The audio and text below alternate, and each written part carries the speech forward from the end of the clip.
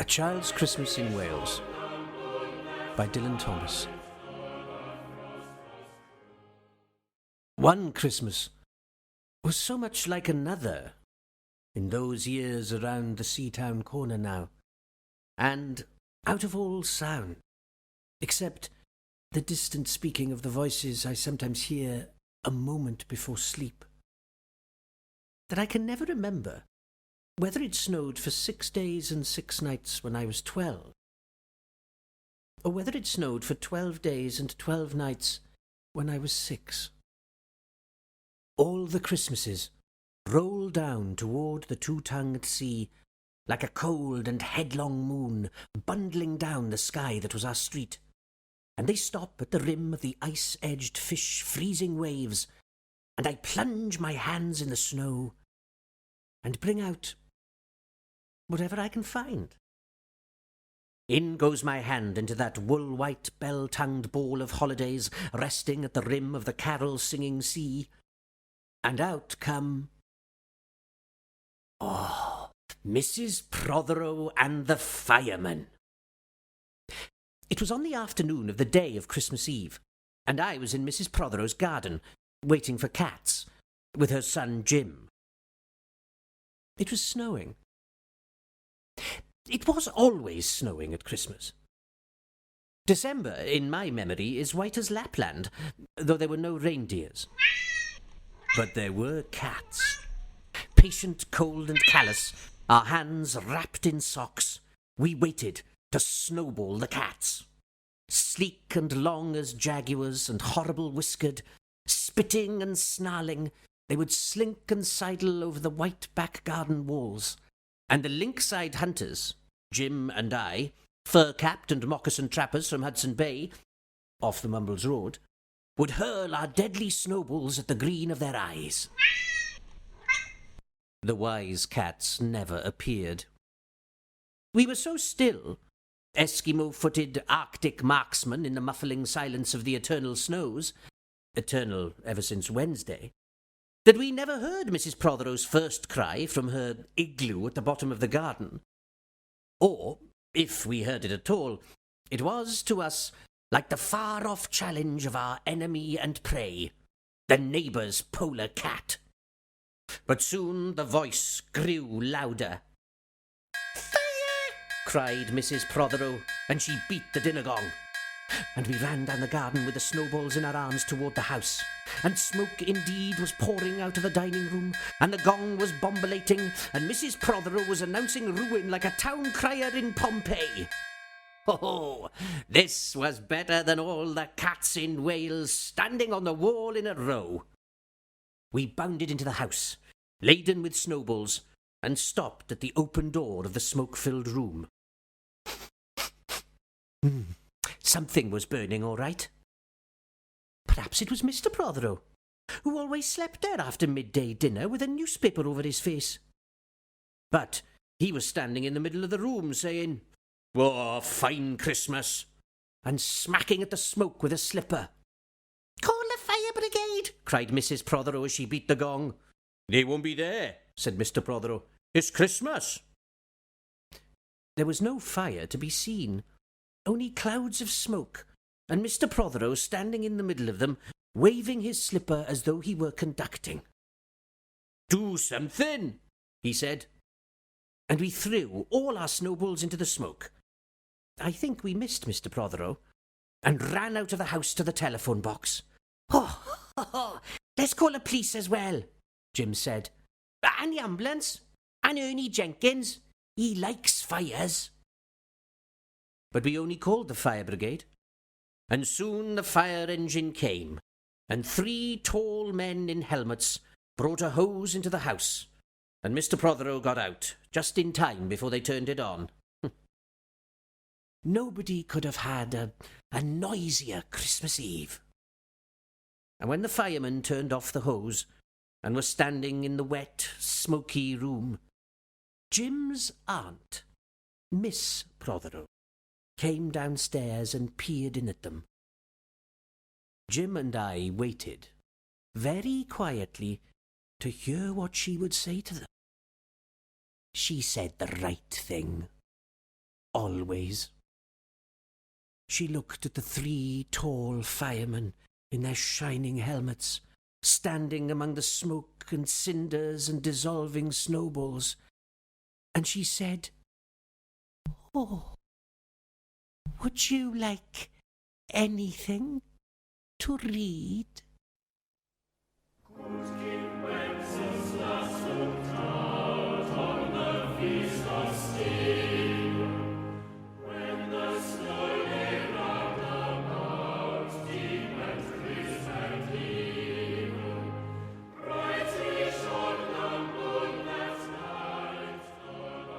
Years and years and years ago, when I was a boy, when there were wolves in Wales, and birds the colour of red flannel petticoats whisked past the harp-shaped hills, when we sang and wallowed all night and day in caves that smelt like, Sunday afternoons in damp front farmhouse parlours, and we chased, with the jawbones of deacons, the English and the bears, before the motor car, before the wheel, before the duchess-faced horse, when we rode the daft and happy hills bareback.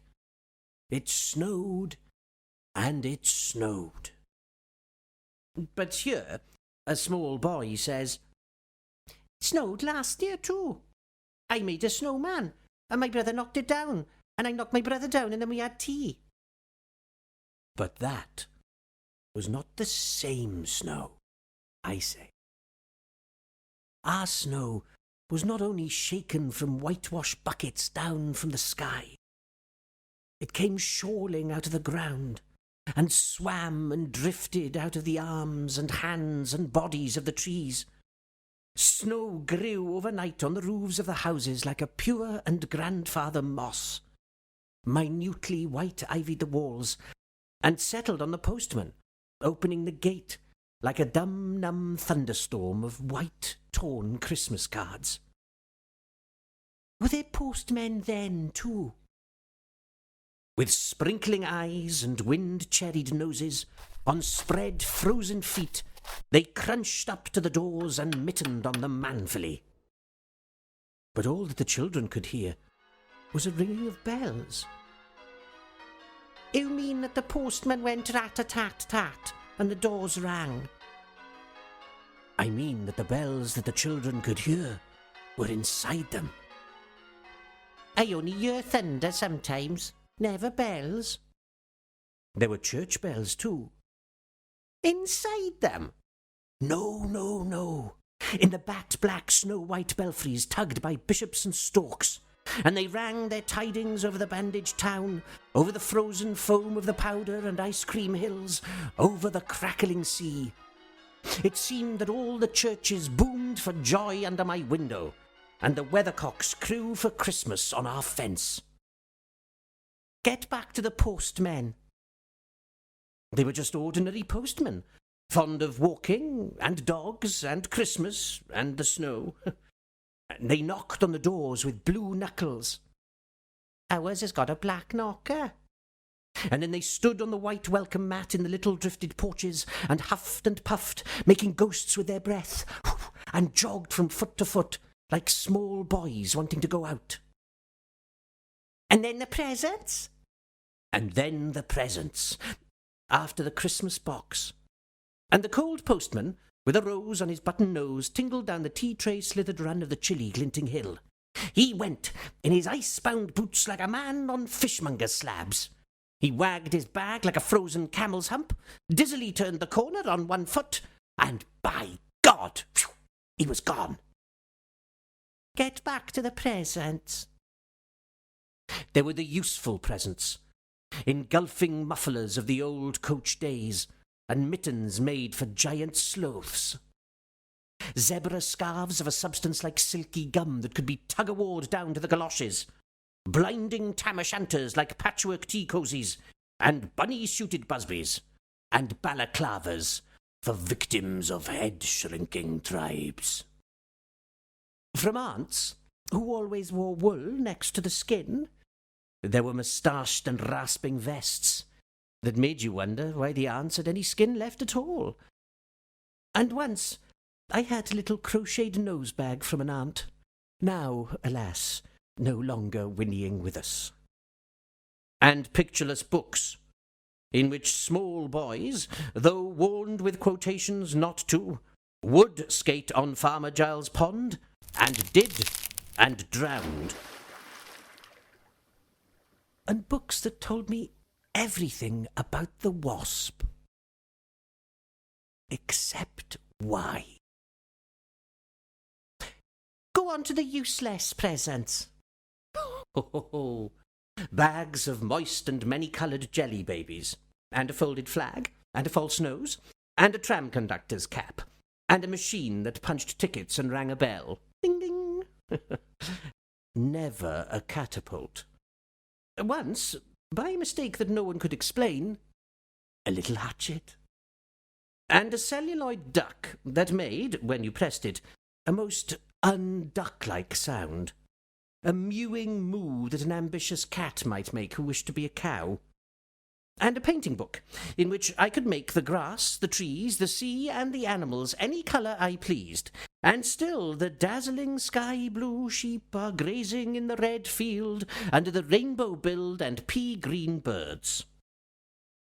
Hard-boileds, toffee, fudge, and all sorts, crunches, cracknels, humbugs, glaciers, marzipan, and butter Welsh. For the Welsh. And troops of bright tin soldiers who, if they could not fight, could always run. And snakes and families, and happy ladders, and easy hobby games for little engineers, complete with instructions. Oh, easy for Leonardo.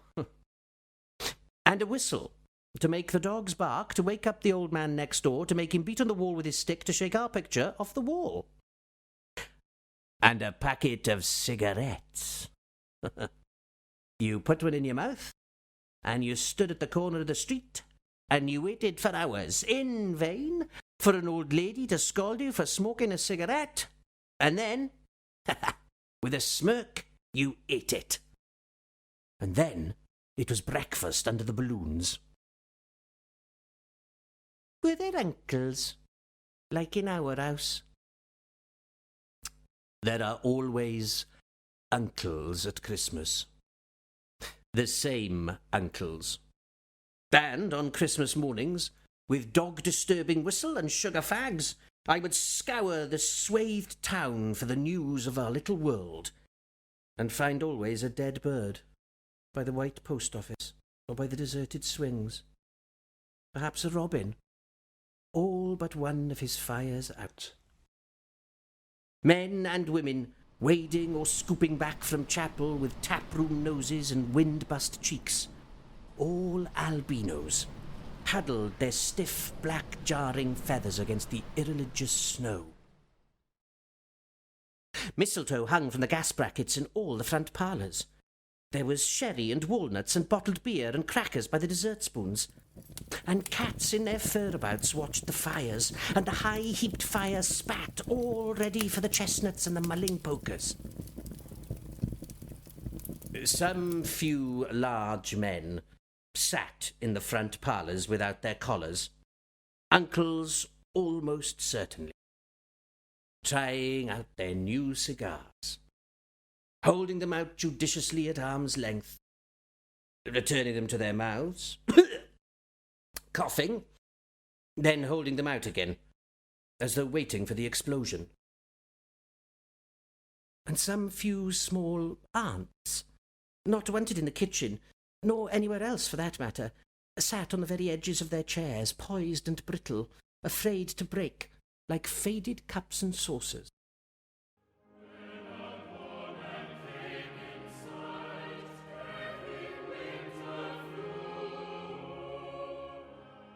Not many those mornings trod the piling streets. An old man always, fawn-bowlered, yellow-gloved, and, at this time of year, with spats of snow, would take his constitutional to the white bowling green and back, as he would take it wet or fine on Christmas Day or Doomsday.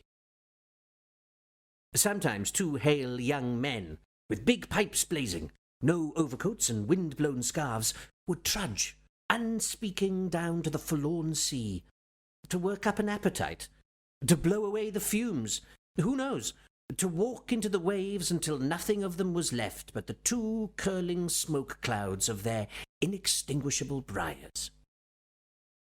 Then I would be slap-dashing home, the gravy smell of the dinners of others, the bird smell, the brandy, the pudding and mince, coiling up to my nostrils, when, out of a snow-clogged side lane, would come a boy, the spit of myself, with a pink-tipped cigarette and the violet past of a black eye, cocky as a bullfinch, leering all to himself. I hated him on sight and sound, and would be about to put my dog whistle to my lips and blow him off the face of Christmas, when suddenly he, with a violent wink, put his whistle to his lips and blew so stridently, so high, so exquisitely loud, that gobbling faces, their cheeks bulged with goose, would press against their tinselled windows the whole length of the white, echoing street. For dinner, we had turkey and blazing pudding.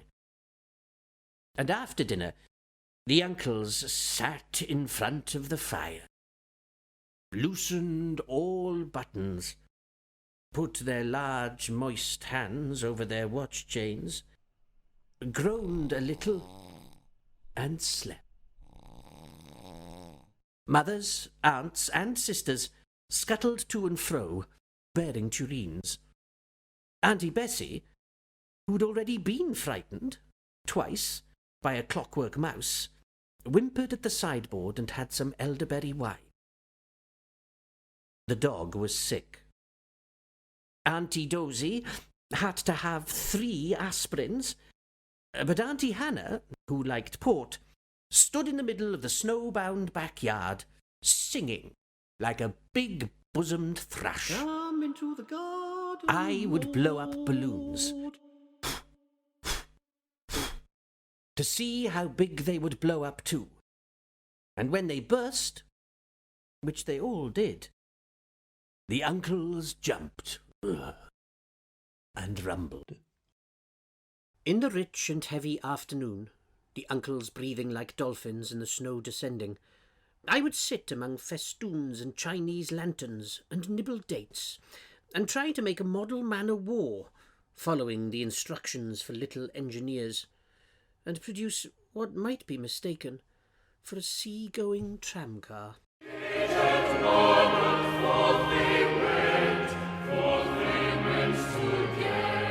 Or I would go out, my bright new boots squeaking into the white world, on to the seaward hill, to call on Jim and Dan and Jack, and to pad through the still streets, leaving huge deep footprints on the hidden pavements.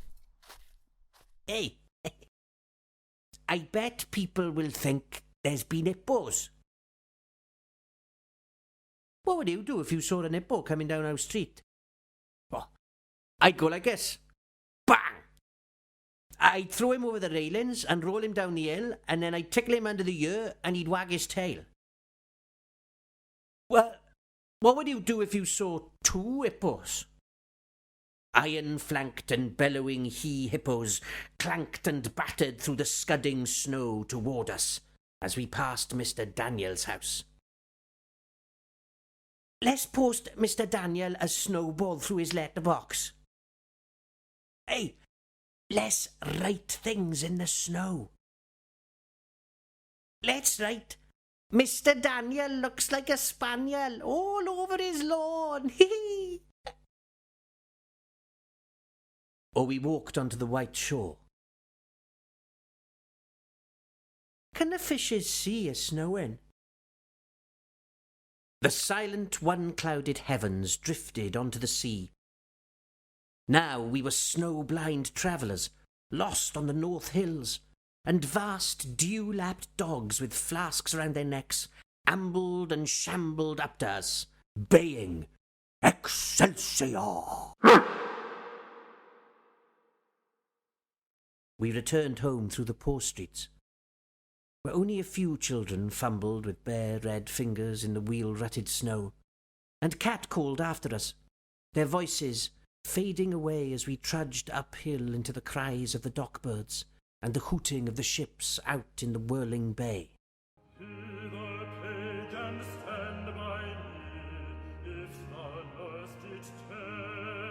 And then, at tea, the recovered uncles would be jolly, and the ice cake loomed in the centre of the table like a marble grey. Auntie Hannah laced her tea with rum, because it was only once a year. Bring out the tall tales now, that we told by the fire as the gaslight bubbled like a diver. Ghosts wooed like owls in the long nights when I dared not look over my shoulder. Animals lurked in the cubbyhole under the stairs where the gas meter ticked. And I remember that we went singing carols once, when there wasn't the shaving of a moon to light the flying streets. At the end of a long road was a drive that led to a large house, and we stumbled up the darkness of the drive that night, each one of us afraid, each one holding a stone in his hand, in case, and all of us too brave to say a word. The wind through the trees made noises as of old and unpleasant, and maybe web-footed men wheezing in caves. We reached the black bulk of the house. What shall we give him? Hark the Herald? No, Jack said. Good King Wenceslas. I'll count 3. 1, 2, 3. And we began to sing, our voices high and seemingly distant in the snow-felted darkness, round the house that was occupied by nobody we knew.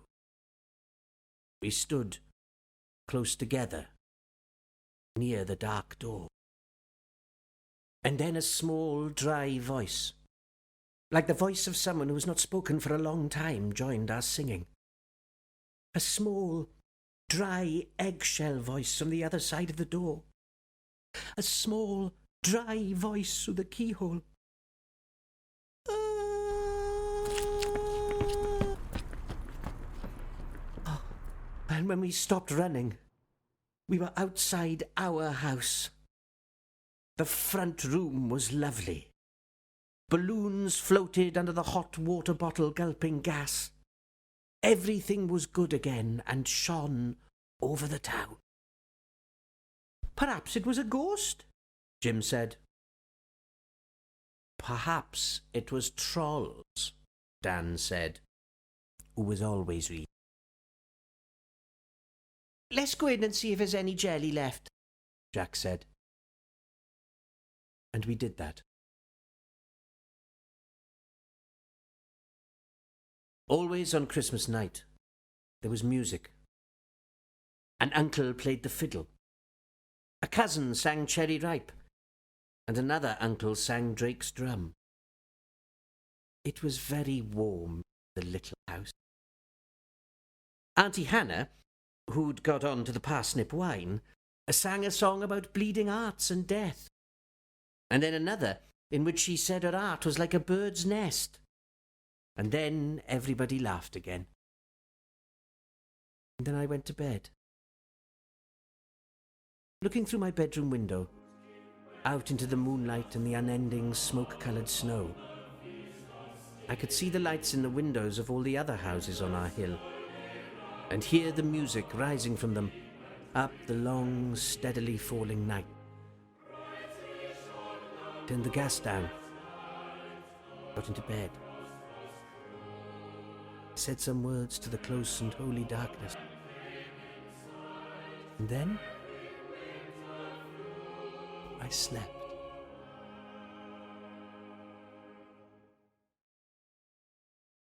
That was A Child's Christmas in Wales by Dylan Thomas. Read by Adrian Metcalf and produced by Tony Davis.